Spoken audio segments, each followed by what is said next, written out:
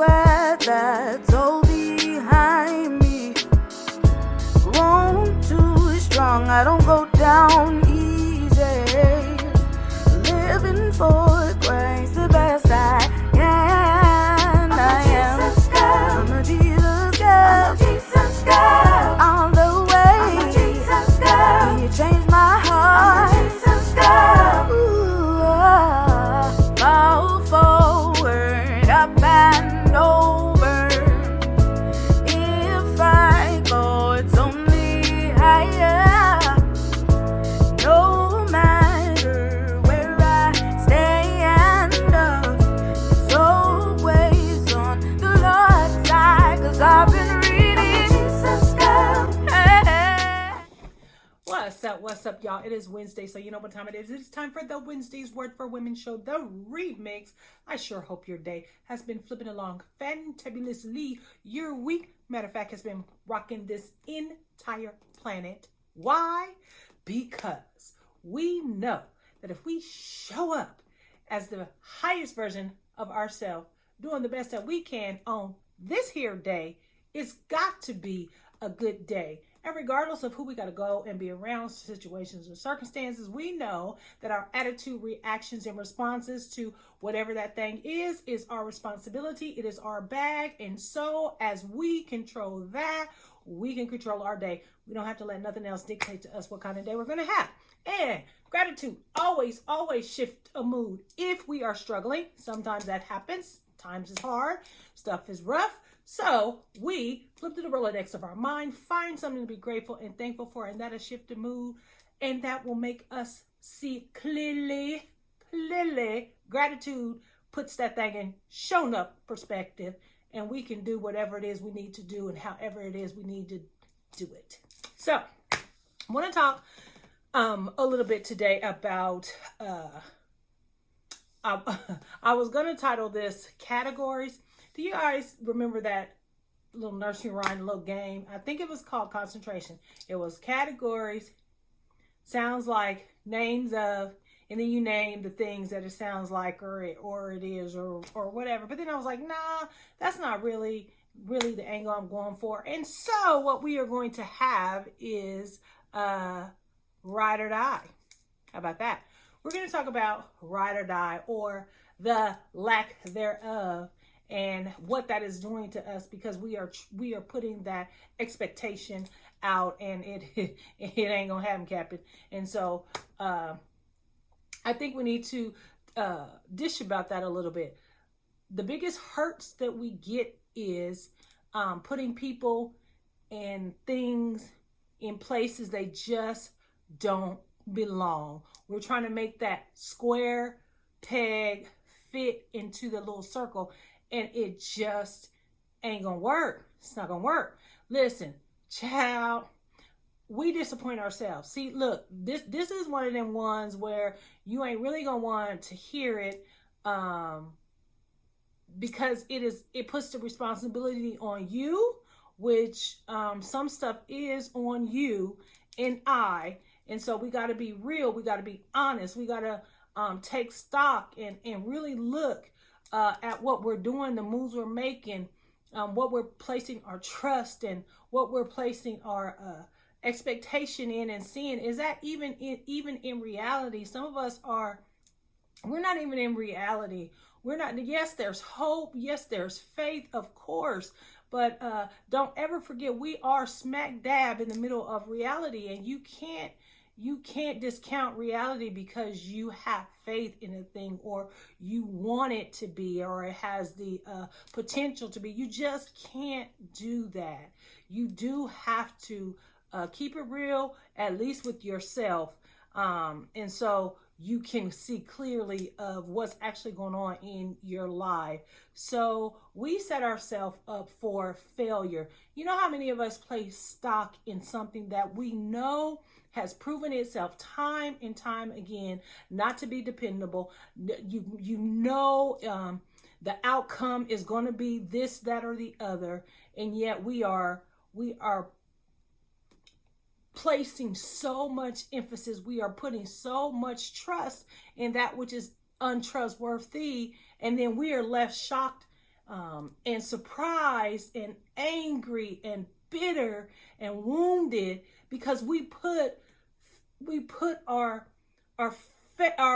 trust, our faith, our livelihood, we put our reality, our futures in the hands of something that shouldn't be in the first place, that it is out of the scope of that relationship or that connection or that tie. And then we really, really, really wonder why, what's wrong. We really blaming the other person. We really are just, I don't know, I don't want to say retarded, but it's really, it's like insanity that what we keep doing.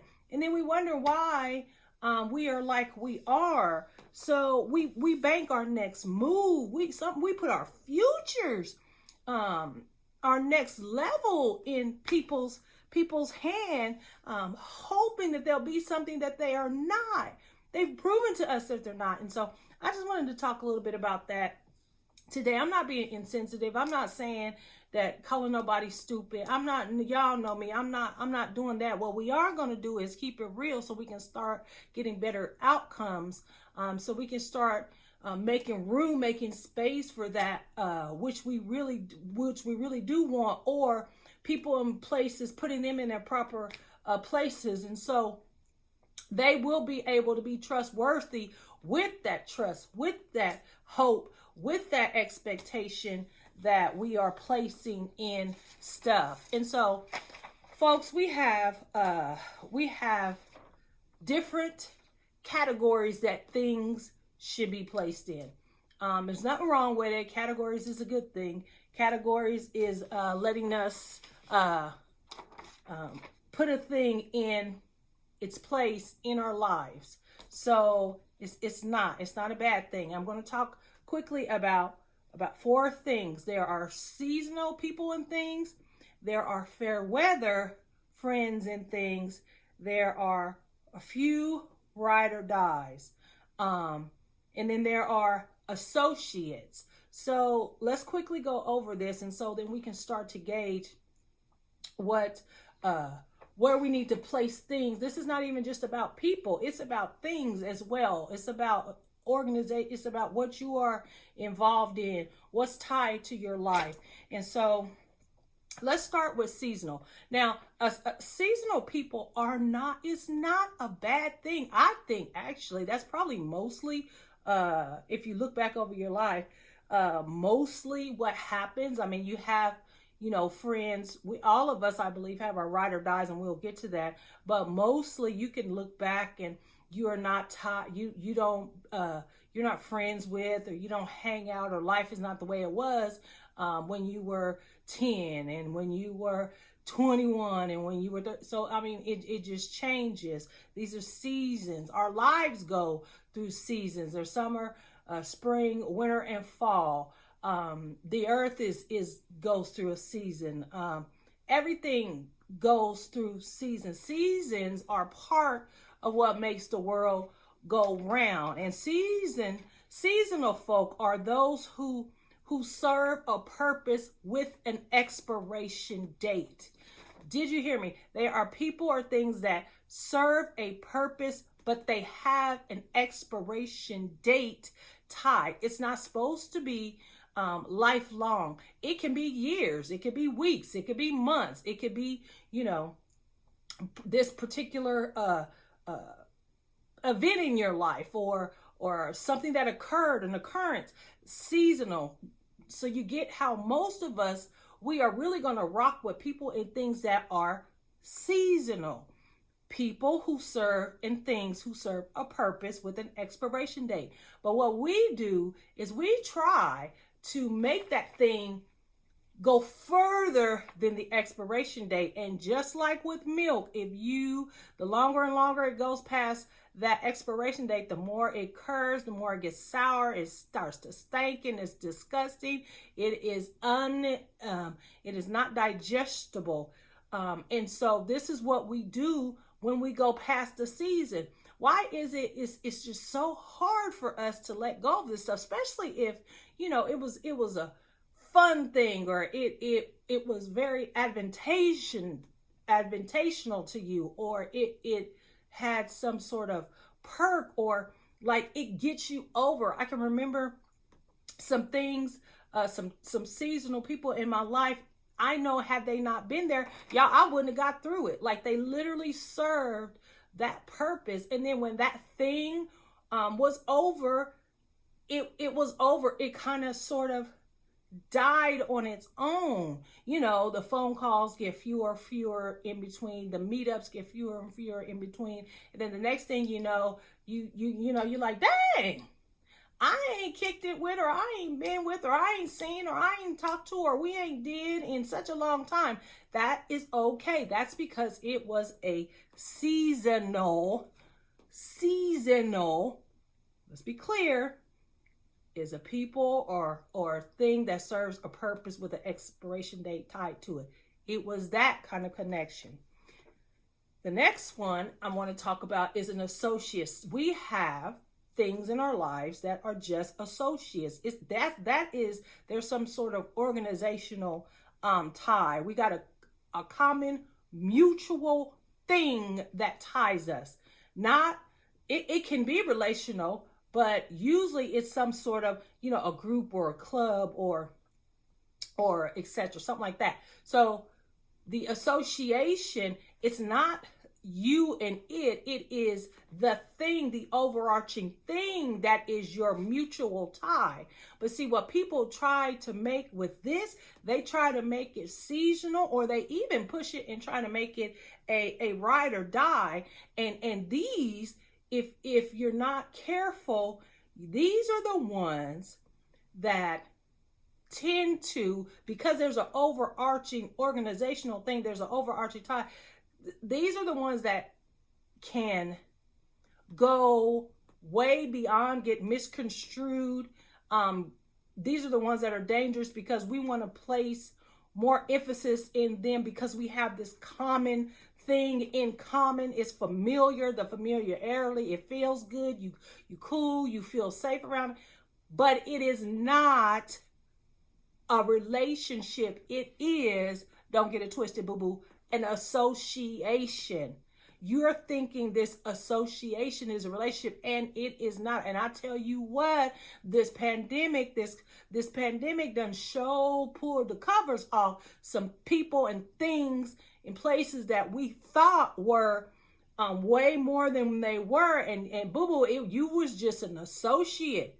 You was just, tied by a thing. And then if that thing is gone, you and I don't see eye to eye. We ain't got nothing in common and wondering why this don't feel right. It's because it's an association. And this is okay. This is what makes life lit. This is where you get the diversity. This is where you get, the new things, because it is not based upon you. It is based upon the association of a thing. And the fair weather friend, the next one I want to talk about. Now, this is the one I don't even call this a friend. The term is fair weather friend. This means that they're your friend, but until there's trouble. They're gone when trouble arrives. That's not, the term is fair weather friend, but there is loads of people in our life like this.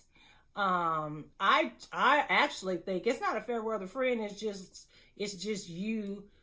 We kicking it. You be where I be. Like how your friends have friends, that type of thing. It ain't nothing deep. We just at the same locale. We showed up at the same place. We with the same people, but there is no friendship, and people cross the line because that's Sally Sue or Tom, Dick, and Harry's friend. Boo-boo, that is not your friend.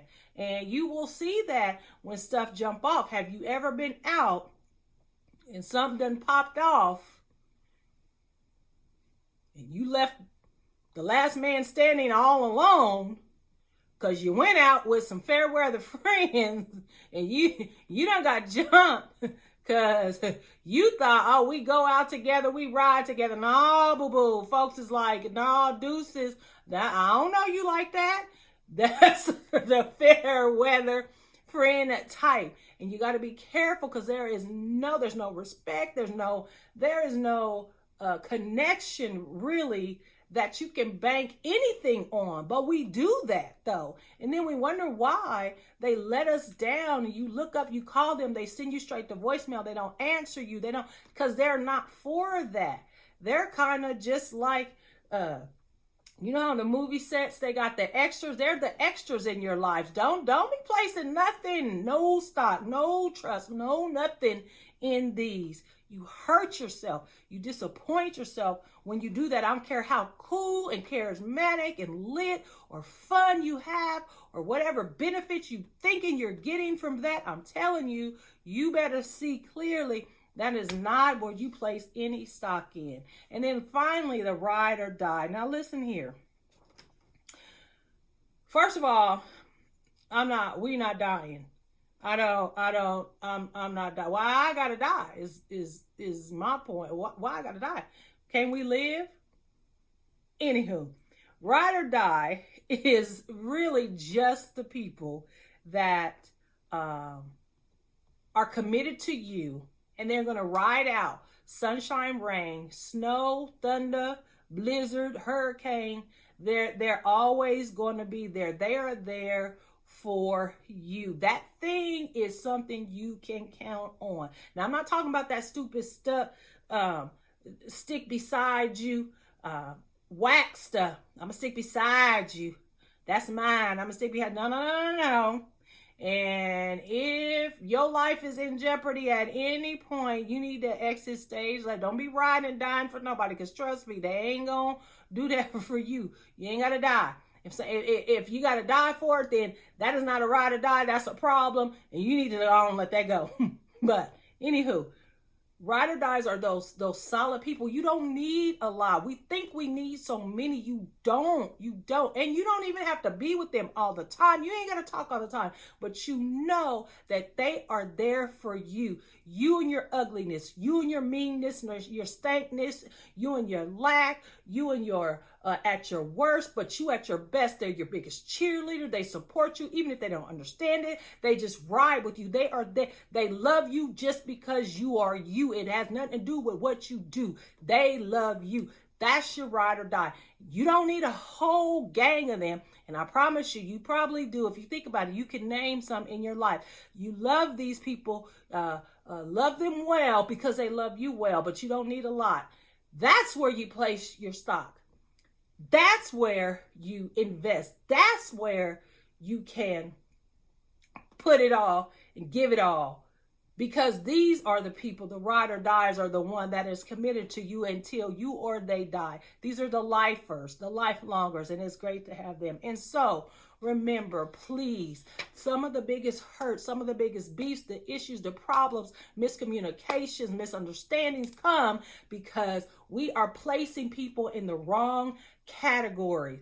Remember, sounds like. That's what the thing said. Category sounds like, but it's not. Make sure it's not sounding like. You're not trying to make something that ain't a yes when it should be a no.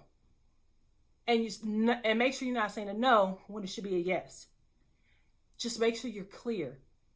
Don't trip with people. Don't have beef with people. Place them in the proper category and watch how much stress and drama and conflict eases out of your life, because you're not expecting them to be anybody but who they are. And then you're free to be exactly who you are. Now it's time for Ask Pastor Payne, guys. I pray that you have a fantabulous rest of the week. Always praying for you. Your biggest fan is Let's Get It. See you next week. How do I know it's time to leave? Great question. When do I know it's time to leave? Okay, well, without context, I can never tell anybody when it's time to leave. You need to know the whole context of a thing, but I can say a couple things quickly about that question. When do I know it's time to leave? I want to say, firstly, sometimes it's not time to leave, but it is perhaps time to separate so that you can see clearly, is it time to leave? I believe that people are leaving too quick, and it wasn't supposed to be a leave. It was supposed to be a separate so we can work on whatever that thing is. Now, and in no way do you stay with an abuse and you're in danger. Get safe, boo-boo. Do what you need to do.